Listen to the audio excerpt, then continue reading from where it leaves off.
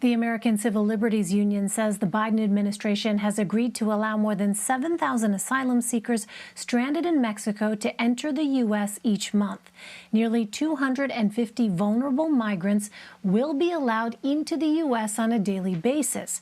It's part of negotiations in an ongoing lawsuit brought by the ACLU to challenge a Trump-era policy known as Title 42. CBS News immigration reporter Camilo Montoya-Galvez joins me now with more. Hi there, Camilo. So what exactly is Title 42 and which migrants are exempted from it? Yes, good evening, Elaine. Title 42 is a public health authority dating back to the late 19th century that the Trump administration invoked in March of 2020 at the start of the coronavirus pandemic. The Trump administration argued then that it could effectively suspend U.S. immigration and asylum laws through this public health authority, and that it could use it to turn away migrants and asylum seekers without allowing them to request U.S. protection along the U.S.-Mexico border and along the border with Canada, to that matter of fact, as well.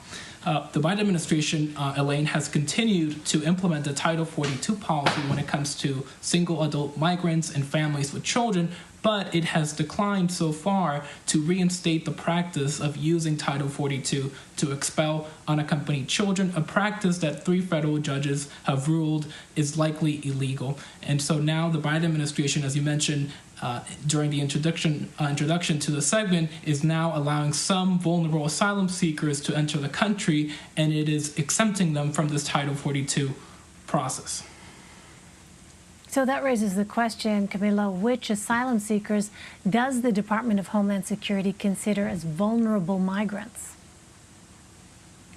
Yeah, so that is an excellent question. The American Civil Liberties Union says that the asylum seekers are identified by NGOs and other groups in Mexico working with migrants and asylum seekers, and these are migrants who are deemed to be vulnerable because of acute medical conditions, because they face some type of harm like kidnapping, extortion, or even assault in Mexico. Remember that some of these migrants are sent to some of Mexico's more dangerous areas, including the state of Tamaulipas, which has a level 4 travel warning from the U.S. State Department, and because of the age of their children. If some families have children that are tender age, as the government calls them, they are also eligible for this relief.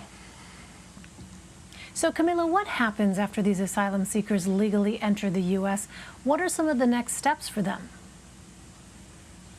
That's an excellent question, because when they enter the U.S., these migrants are still asylum seekers. They have not been granted asylum. They have just been legally allowed to enter the U.S. so they can continue their immigration proceedings here.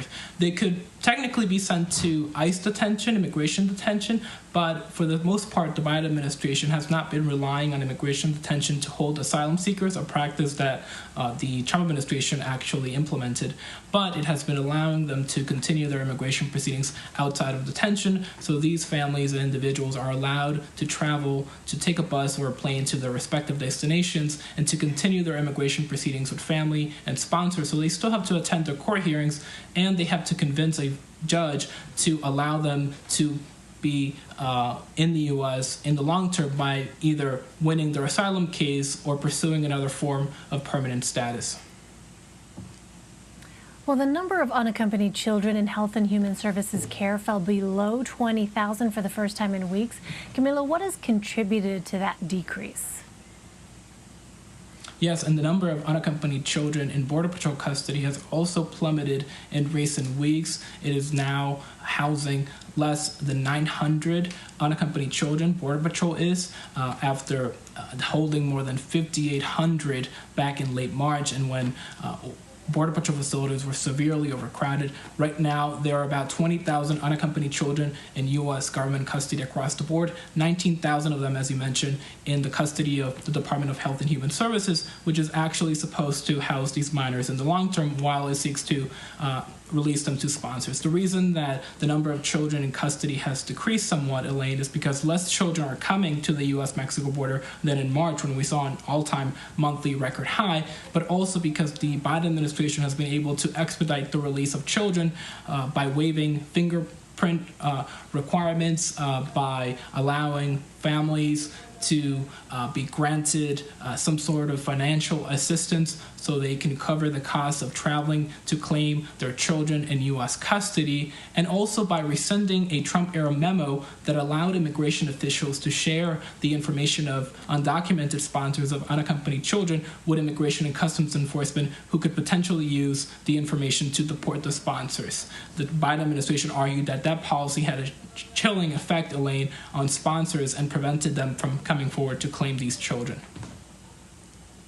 All right, it is a huge issue, a critical issue. We know you'll continue to cover it. Camilo Montoya-Galvez, thank you very much.